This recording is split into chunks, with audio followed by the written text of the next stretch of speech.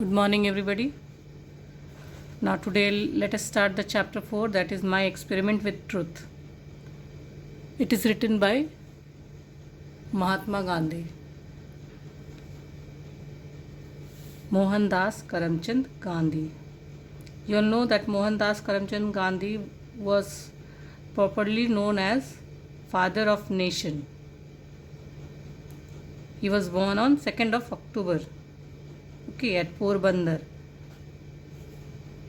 And he was born in a middle class family of Vaishya caste. Afterward, his follower named him Mahatma, or you can say the great soul one. He preached non-violence. You all know that he was an active member in the freedom fight. Because of him only, we all are now free.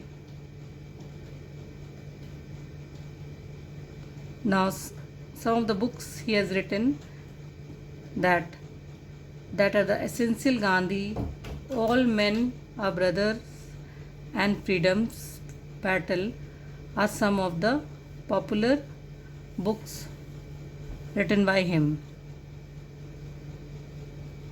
Now, this extract has been taken from his autobiography, My Experiment with Truth. Let us start the chapter. I must have been about 7 when I was put into a primary school, and I can well recollect those days, including the name of other particular of the teachers who taught me. I do not remember having ever told a lie either to my teacher or to my schoolmates. Mahatma Gandhi was a very true person. He remembered that he had never told a lie either to the teacher or to the schoolmates. I used to be very shy and avoided all company. He was a very shy person and he didn't mix up with the family members. My books and my lessons were my sole companion.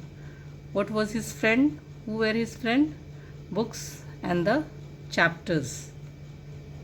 To be at school at the stroke of the hour and to run back home as soon as the school closed, that was my daily habit.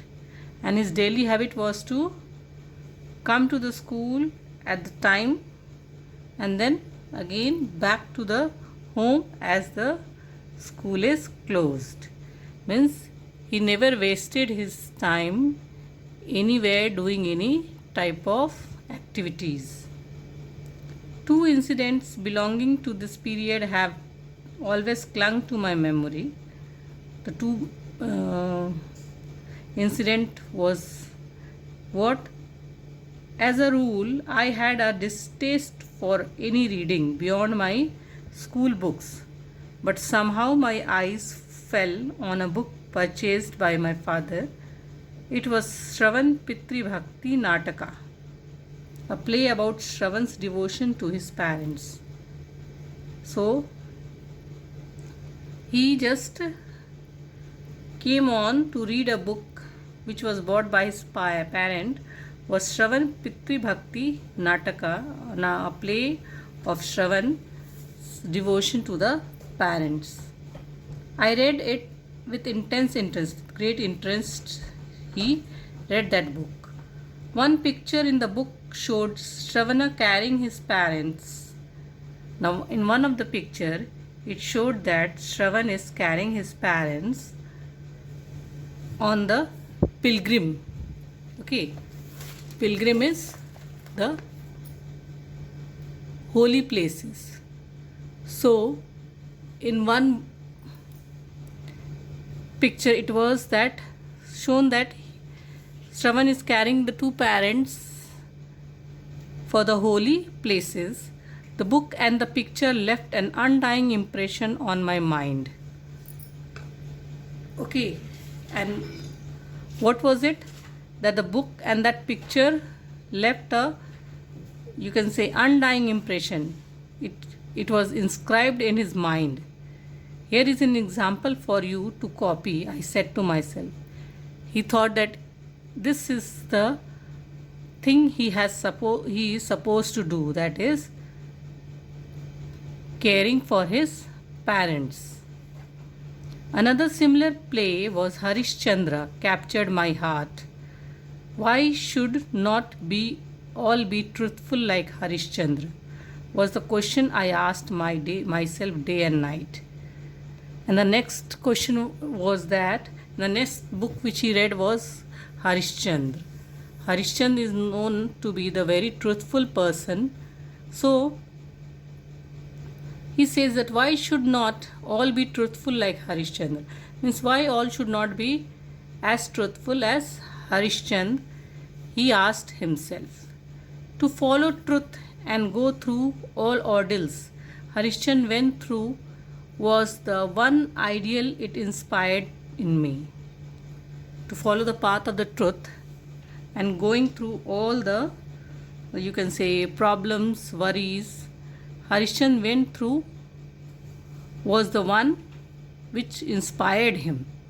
This was a story which inspired him a lot. So the two stories which inspired him a lot was Shravan Pitri Bhakti and Harishchandra. These are the two stories which made him deep intense in his mind. Now there was another such incident during the time when I was in 7th standard. Darobji Jimmy, the headmaster, was very popular among the boys as he was a very disciplinarian, a man of method and a good teacher.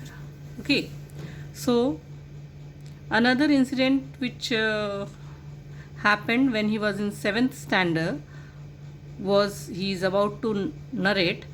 His principal was Darobji Jimmy, who is known for a very disciplinarian person, very strict person, and he was a good teacher. He had made gymnastic and cricket compulsory and I disliked both. Okay, and he had made what? Gymnastic and cricket both compulsory, and Gandhiji didn't like any of the game. I never took part in any exercise before they were made compulsory. So Gandhiji was not interested in any other activities until and unless it was made compulsory.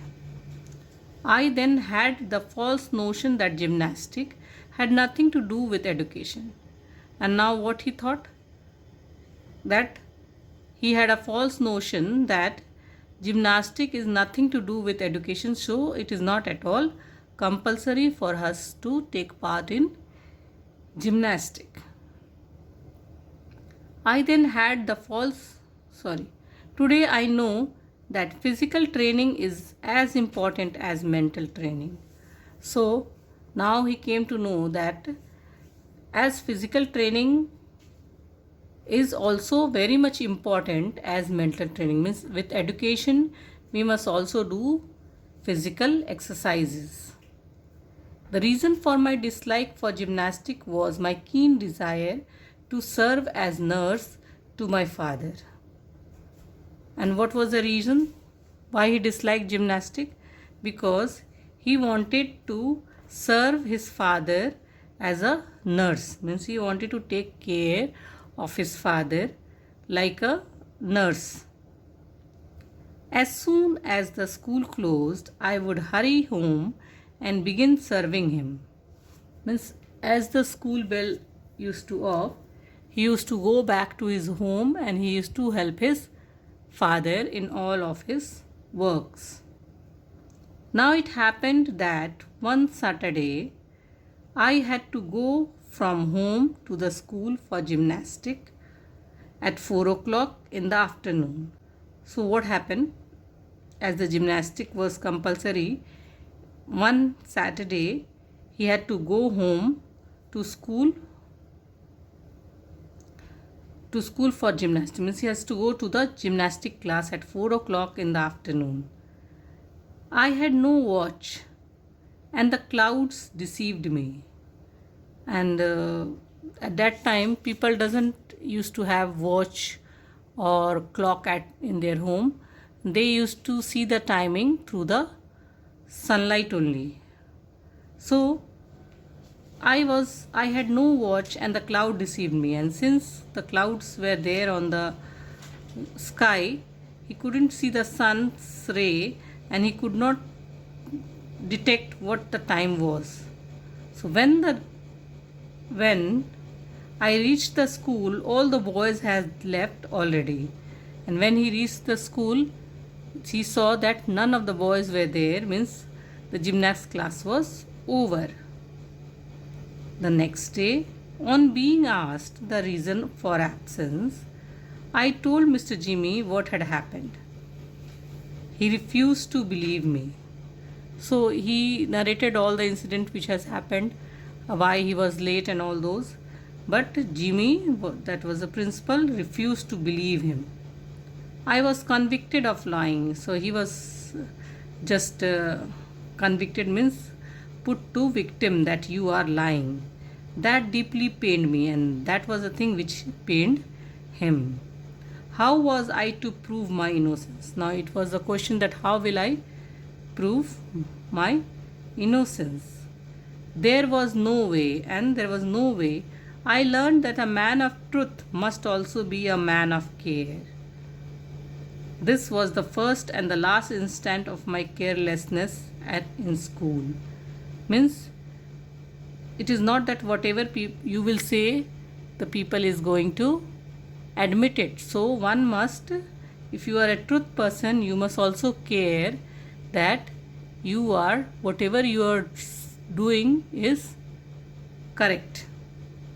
This was the first and the last instance of my carelessness in school, and this was the last and the first and the last instance which was showed carelessness in school. Now turn the next page.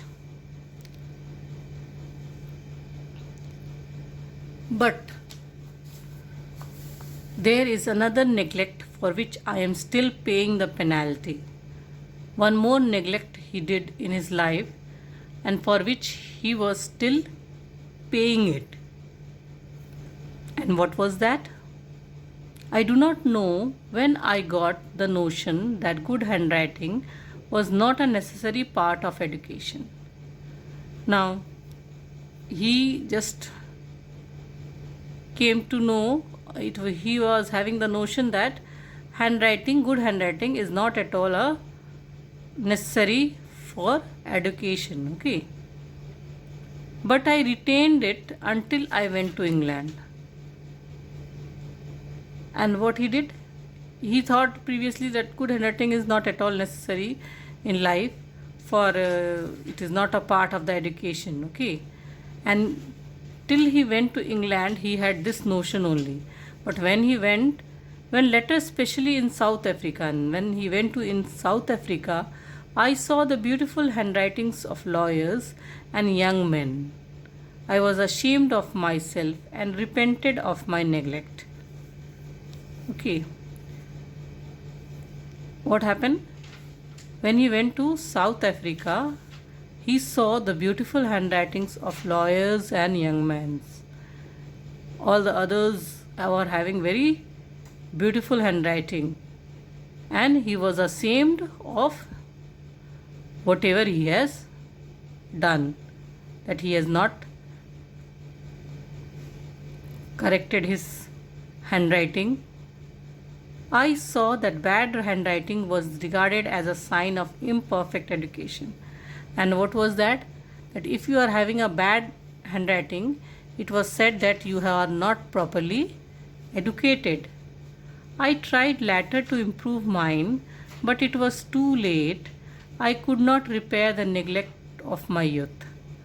So he tried to improve, but he was unable to improve his handwriting, and because it was too late for him and he could not repair whatever neglect he has done in his youth age. There is another incident which I must share. And what was that incident? I committed a theft when I was 15. When he was 15 years old, he committed a theft. And what was that? I had run into a debt of about 25 rupees. Okay, he was having a debt, means he has taken someone's money and he was supposed to pay back 25 rupees back. My brother had on his arm an armlet of solid gold. Okay, his brother was having an armlet of solid gold. So what he did, I stole a bit of gold out of it and the debt was cleared. Okay, what he did, he stole a bit of gold from it and he cleared his whatever loan, you can say. But this became more than I could bear. It was more than he could bear, means it was something he has done which he was unable to repent it. Okay, but I did not dare to speak, but he was unable to speak. Not that I was afraid of my father beating me. I was afraid of the pain that I should cause him. Okay, it was not that he was afraid of his father, that if he will tell him the correct thing, the father is going to beat him. He was afraid that whatever, if I will tell him, what pain he will be having. He was afraid of that. I decided at last to write out the confession. And at last he decided to write a confession, means apology. In this note, not only did I confess my guilt, but I also asked adequate punishment for it. Okay, so in this note, whatever he was writing, he does not only confess that I have done such and such thing, he also asked some punishment, that whatever punishment if you can give for it. I also promised never to steal in future. And what he promised? He promised that he will never steal in future. With trembling hands, I handed the confession to my father. And with trembling, because his hand was shaking out of fear, he gave this letter to his father. I read it and pearl drops trickled down his cheeks.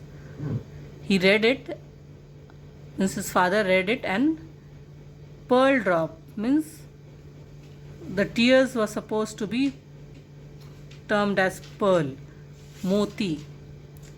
Trickled down his cheek, means it was slowly flowing down, wetting the paper. Okay. Those pearl drops of love cleansed my heart and washed my sin away. And whatever that tears were flowing down, it cleaned his heart and it washed away his whatever fault he has done. A clean confession combined with the promise never to commit the sin again is the purest type of repentance. Repentance is pastava.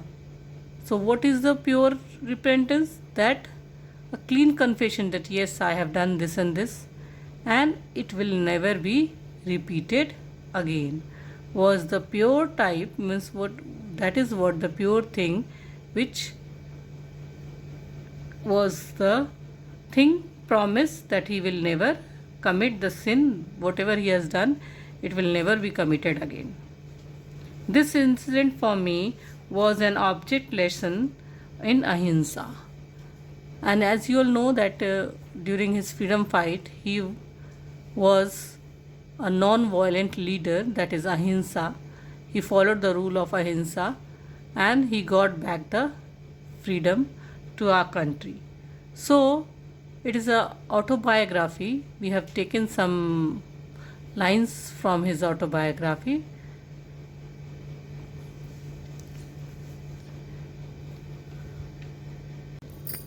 Now let us wind up the chapter. I hope you all have understood the chapter. Now after this, what you are supposed to do is You are supposed to read the chapter carefully once or twice and then underline the hard words.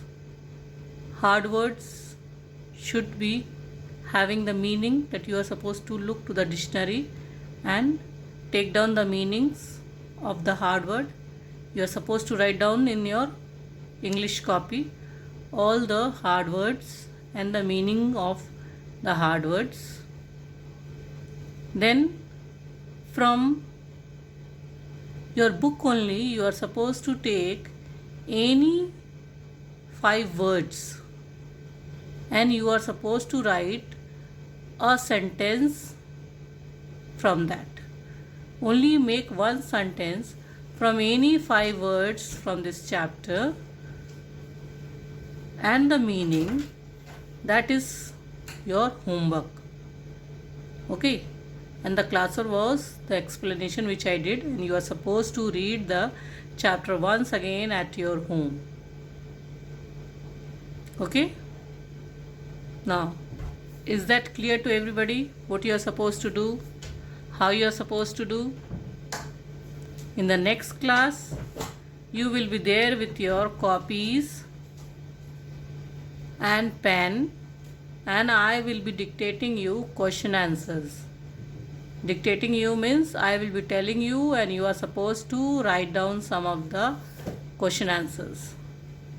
So in the next class you all will be ready with your copies and pen along with your book.